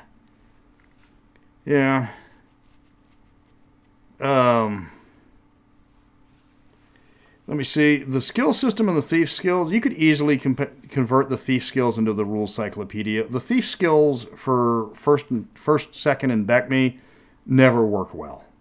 Because it was a percentile when everything else wasn't a percentile. And it was so out of place. You could have easily converted that over to, converted the percentile system over to the rule cyclopedia system. Yeah, it was just, it was like they attached a different mechanic to it. And it was like you leveled up so slowly in your thief skills. You had to get to like a level 10 to get above 50% and like pick in most of your skills. So you had to, so you were failing for like 9 levels on average. But yeah, I'm not the person to talk to about the new Wizards. Thank you, David Fitzsimmons. The new Magic sets, I don't know I know the apparently Homelands is off the hook because the Baldur's Gate set, ironically, has earned the reputation of the worst Magic the Gathering set of all time. Just very underpowered in a time when everybody's playing super overpowered. And there's a lot of problems. And then you got the new set, which is like They brought back the 30th edition, and it's all like the Power 9 stuff, and it's like $1,000 for just a few boosters. Like, who's going to buy that? That's when you're relying on your whales, and your whales aren't going to save it. And stores are starting to drop off on starting to drop sets or dropping play styles. Yeah. Wizards got a huge boost during the lockdown, and now that the lockdown's over, the D&D fad's starting to fade. The poor quality of a lot of the products has really started to turn people off. People are discovering new games. The Palladium systems like Rifts and fantasy setting, people play Rifts for the setting. They don't play it for the system.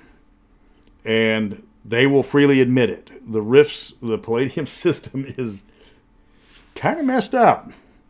And it is notoriously difficult to make a character. But they love the gonzo nature of it. The Palladium Fantasy is a lot more crunchy than D&D, but a lot of people like crunch. And a lot of people consider Palladium Fantasy better than 2nd edition D&D. And then after that, the 3rd and 4th and 5th stray too far away from the Palladium systems to really be comparable. But yeah, let me see, like the Spelljammer set, there was so many problems with that. You got a spaceship combat, you got a spaceship, fantasy game without rules for spaceship combat. You can't maneuver because people can literally walk faster than those ships can fly because they got move speeds of 30. It's like, okay, well, if you're a monk, I'm just going to get out and you'll never catch me. You can't build ships. They don't go into any detail. The books are only 64 pages each. They don't mention any of the other settings. There's no Kryn space, no Faerun space, no Earth space, no Mystara space. Let me see. Still thinking about Bane.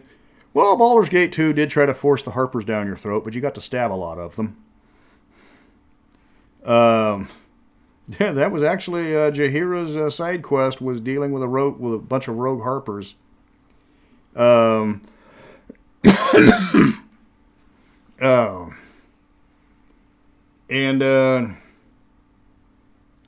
then you come up with the Radiant Citadel, and they have this thing with anthologies, and anthologies are almost always average.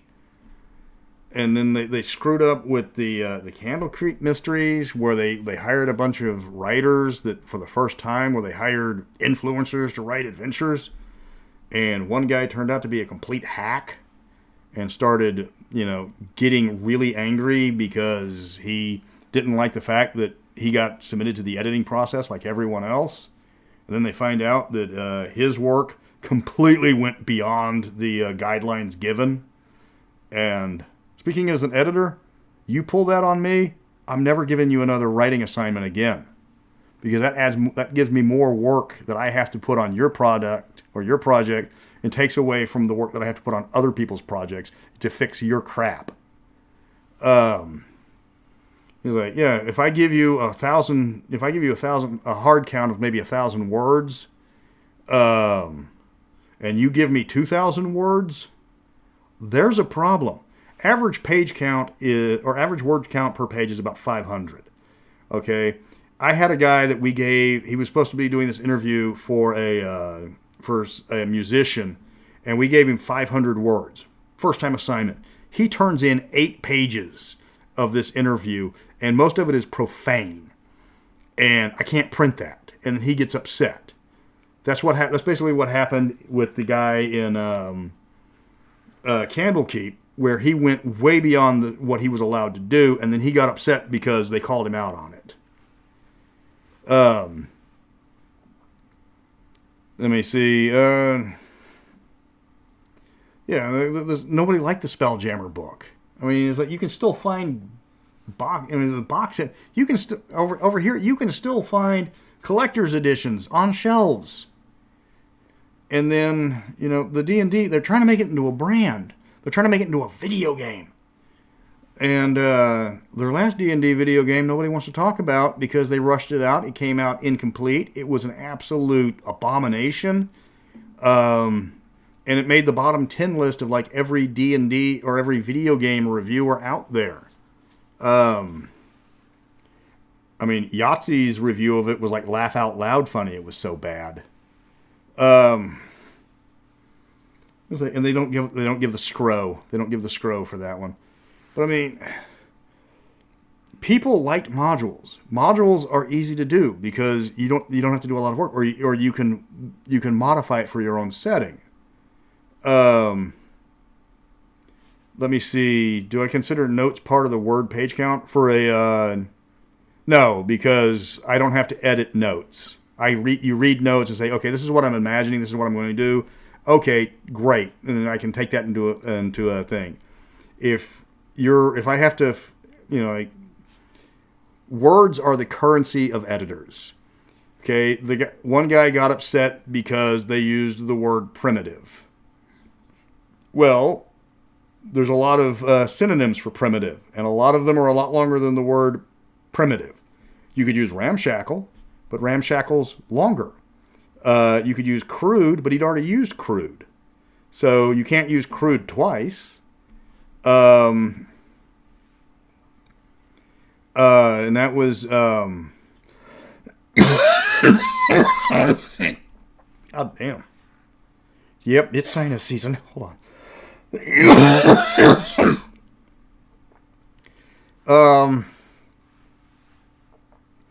Yeah, and that was... Ocul, that was a problem with the early modules where it was like, hey, levels 1 to 18. And then it's like, okay, here is a world-spanning emergency. The world's going to freeze. The giants are going to take over. The dragons are going to blow up the world. Blah, blah, blah. Who do we give this to? Do we give this to the veteran adventurers, or do we give this to these 6 guys sitting around a tavern, wondering where they're, spending the 5 gold pieces they got for killing a bunch of rats? And it's like, no sense of scale. But yeah, going back to the wording. So if I put in ramshackle and if it kicks a line down off the page, I've got to change the word to something shorter. But I can't use the same word twice. It doesn't look professional. Yeah. And writers don't get to choose what words get substituted out because they don't know how the page is going to look out when it gets laid out. I'm not, I think one of the names I was going to give for my kid was Roger. Dungeon Crawl Classics. Yes, I have played Dungeon. God damn, I have played Dungeon Crawl Classics. I'm not a fan. I just don't like the system. It's just kind of simplistic for me. I don't like the magic system, especially where you have to roll. It's like it adds a level of complexity to a game that shouldn't be that complex. I did a review on it, and again, it's just like we added some gimmick dice, and we changed the difficulty by kicking up and down the dice.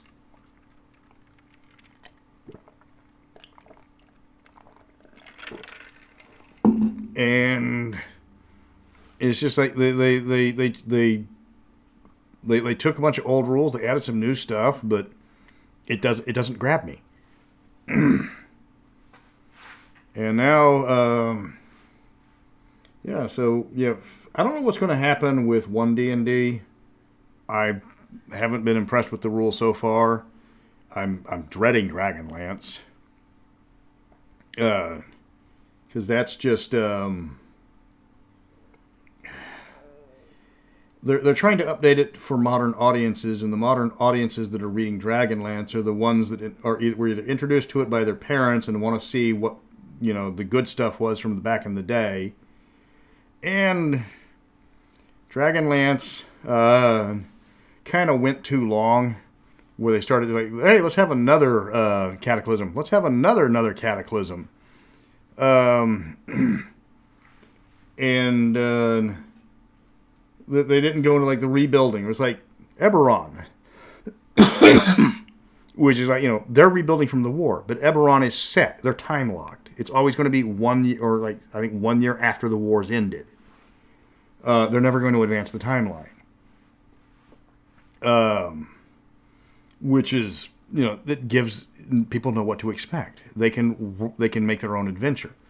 Mystara, which is good because a lot of the older settings, got hit by the TSR nuke really badly, and absolutely got ruined. Mystara being probably the best one. Yes, there are rumors that WotC is getting rid of the OGL, but that will, if that happens, I have a funny feeling that there's going to be a 5th edition. There's going to be a 5th edition version of Pathfinder coming out. Let me see. The OGL, you cannot rescind the OGL. They couldn't rescind the OGL for 3rd. You can still make stuff for 3rd edition or 3.5.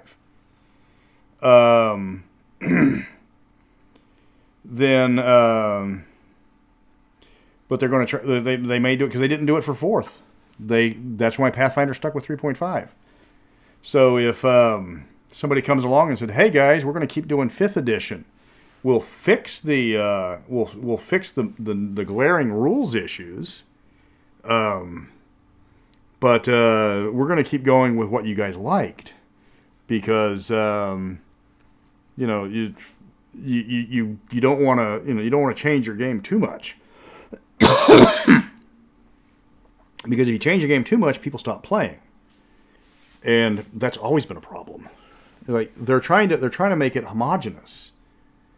And when you make it homogenous, it's like everybody just turns into like, yeah, it's boring. Everybody's just like, okay, hey, we're all gray-skinned aliens. We all look the same. I'm an elf. I'm a dwarf. What's the difference? I'm an elf and he's a dwarf. And there's no fun in playing that. They're watering everything down. It's like 4th edition had the problem with everything started to be the same, where like the fighters could do multiple. You could hit multiple people. Then like the wizards, because the wizards are for crowd control. Fighters are for stabbing people. But then it's like, well, the fighter should be able to take on a lot of people at the same time, and wizards shouldn't die on a single hit. Well, we'll change that so they're more similar to each other. The fact that, and the one thing that concerns me is the fact that they're removing people that are like game designers. Yes, hello, Each. Okay, what's wrong with Ichi? They just wanted to see the dogs. Oh, okay. And I'm putting them out. So. Oh, okay. Yes, say hello to Ichi. Ichi is the Chihuahua. He has one. Can they even see Ichi? Yeah, I held him up in front of the camera. This is on the delay. Oh, okay. Yeah, Ichi has one job. He keeps my feet warm at night. All right, come here, Ichi. Okay. Yeah, and then the 5th edition's got so much. Everything's becoming so much the same. The characters are becoming the same. It's like, oh, hey, you want to play an elf with dwarf stats? Be our guest. Back up. Back up. Oh, back up. Come here, Sumo. Oh, they're not going to be able to see him unless you get him all the way up. Oh, God. And this is Sumo. Yeah, this is our other dog. Yeah, say hello, Sumo. Okay, put him down. Okay. He's heavy. Yeah, there's no flavor. There's no kick. Yes. And that's the one thing is they're trying to. It's like, well, I want to be a half race. Okay, we'll just take the name of one race and the stats of another race, and there you're a half race. And what the hell's up with that? People, half elves were the most popular played race in 5th edition. Don't change that. If they like what they got, don't change it. Yeah. And those and again and that's things that people don't understand. Or that's what they don't seem to understand. They got rid of Winninger. The head of Wizards used to be in charge of, or used to be over in Microsoft. And then he's now, when the original guy from, Stay there.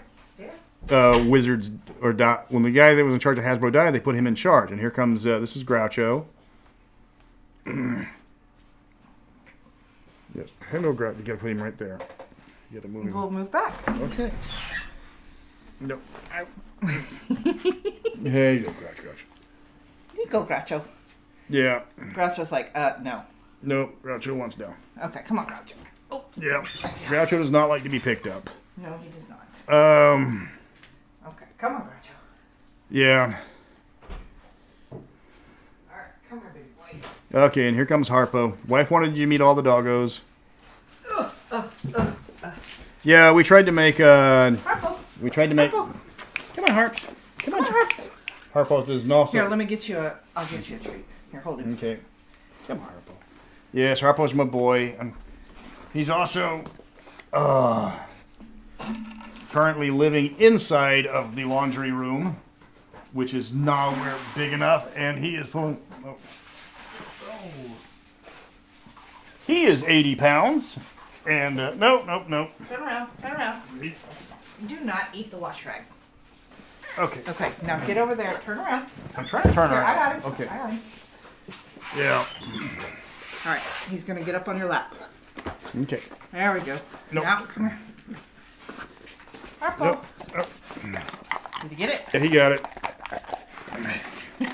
Come on, boys. Let's go potty. Yep. Wife wanted you to meet all the critters. Come on. We also have 4 cats. We might have a home for Groucho. We're waiting for some people to take a look at him.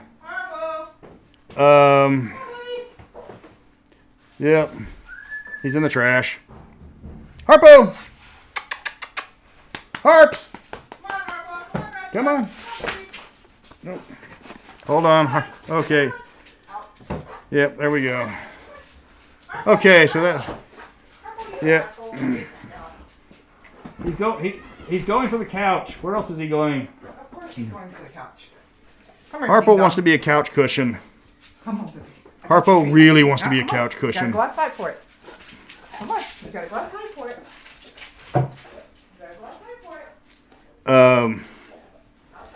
Yeah, we're trying. We're going to be putting up the next doggo video. Again, we post up doggo videos to all the different rescues, trying to get these guys a home. There's animal transportation sites that will transport dogs to people, especially for rescues. But we got to have somebody waiting for them. So we're doing this all over the country. But and we're doing it all out of pocket. Yeah, we're doing it all out of pocket. That's the other thing. That is the big thing. Montgomery County Animal Shelter paid for some of it, but yeah, Montgomery County Animal Shelter helped us for 2 weeks, and then but they're full, and they can't take them back, and we're not going to take them back because we put Harpo back. They're going to put him down. They just don't do big dogs. They give him 72 hours, and you know he's going to make somebody really happy, and he's great with kids. no, he's too big for little kids. Not for little kids, but for like Yeah. kids that weigh about his weight. No, 7 or 8-year-olds, I think. 7 or 8-year-old. Yeah, okay, so 3rd or 4th graders and above. Yeah, because he just likes to lay down and get petted. That's his lot in life.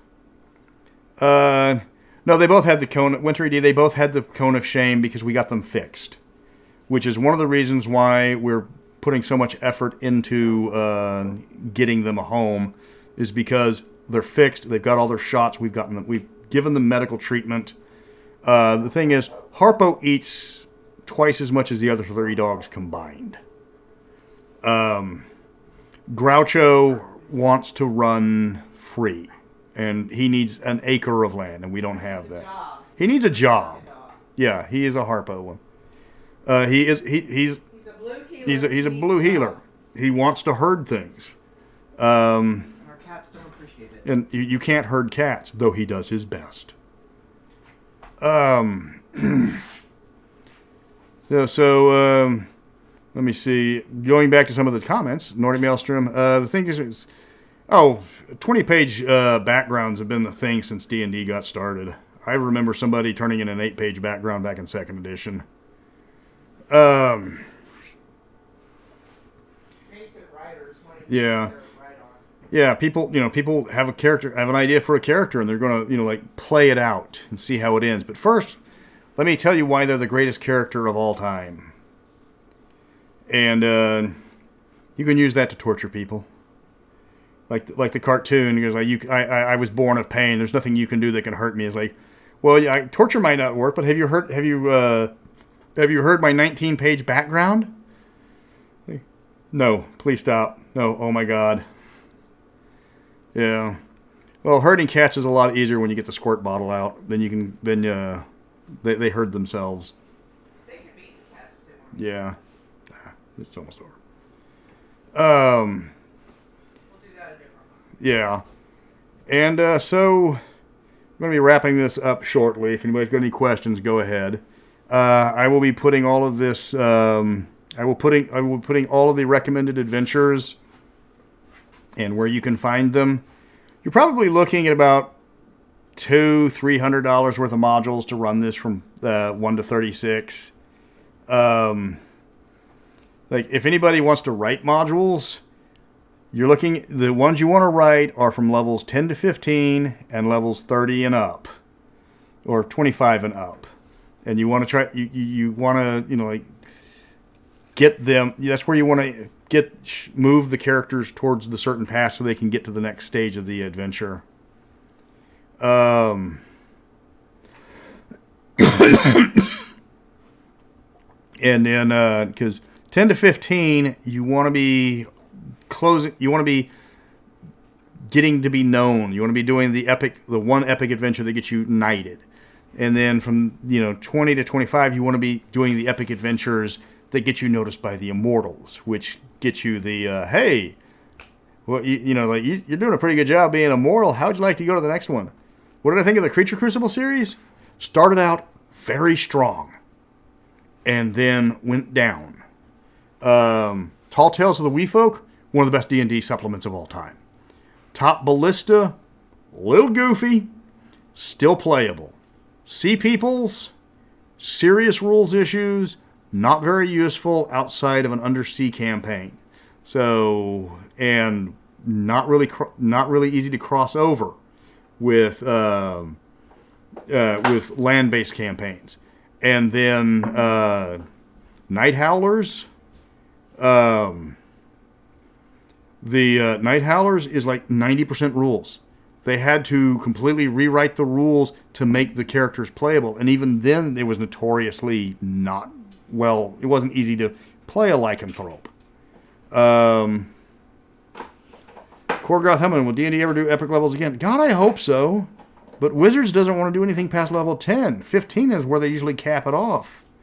And I think there's been 3 adventures or 3 modules that went past level 15, and all of the adventures were dungeon crawls. You had Candlekeep Mysteries. They had a level 17 where you go in and you clear out a dungeon. Dungeon of the Mad Mage. All of them clear out a dungeon. Let me see. If the Creature Crucibles had continued with a monster group or environment, what would you pick? Ooh. Probably... I'd probably go with Ochalia and go with an Asian theme. Give me some Asian monsters. Give me some Asian creatures. Yeah, usually when a creature catalog gets pulled down on Drive-Thru RPG, it's because of quality issues. Oh, thank you, Glantry Mage. Yeah, Night Howlers, it was an interesting concept, but mechanically it had problems.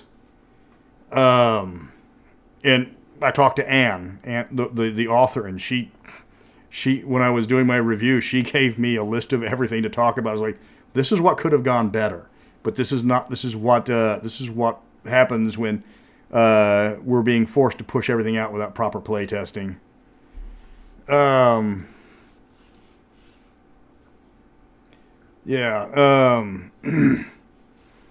The problem is if you write good stuff, like you write well-crafted adventures for higher levels, people will play them. But one of the biggest problems with 5th edition is after a certain level, it gets boring because you're just getting more of the same. Where they're treating high-level adventures as just low-level adventures with creatures with more hit points.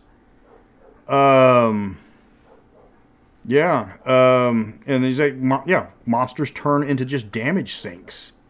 I've played Skyrim, and I played Morrowind. Yes, I have played Elder Scrolls. Did not play Oblivion. Never could get into Morrowind, and then Skyrim just wasn't shooty enough for me. Thank you, Doug Gallagher, just one of you.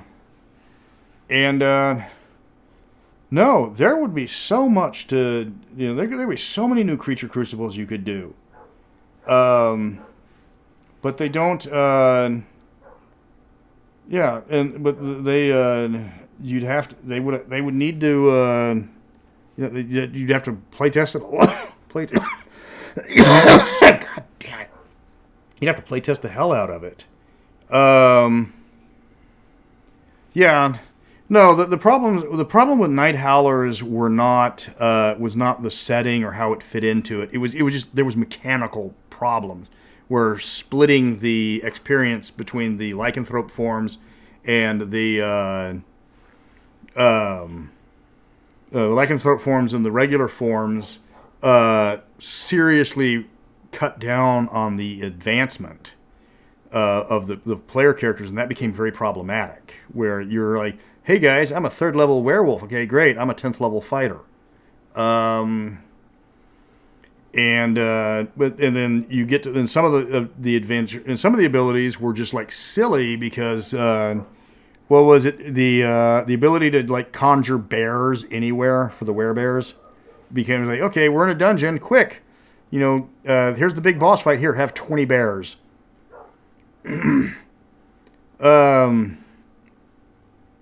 But yeah, the biggest complaints with Night Howlers was little to do with the setting and little to do with how they were handling it, but mechanically it just did not work. And then, but yeah, that was how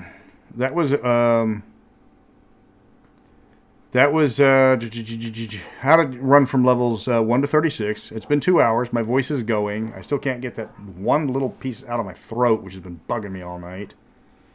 And yeah, maybe the next one I'll do, we'll talk about how to, fix high level play, especially for 5th edition, because God, somebody has to.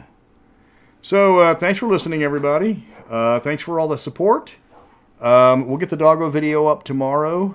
And then we'll get that out, and hopefully we'll get somebody that wants to adopt these two, because the other options, I need to raise about $2,000 to fence off about an acre of land so I can give these two something to run around in. So thanks a lot. Have a good one. And I will talk to you later. And hopefully tomorrow I will get the Court of the Golden Khan up for Welcome to Mystara. Peace out.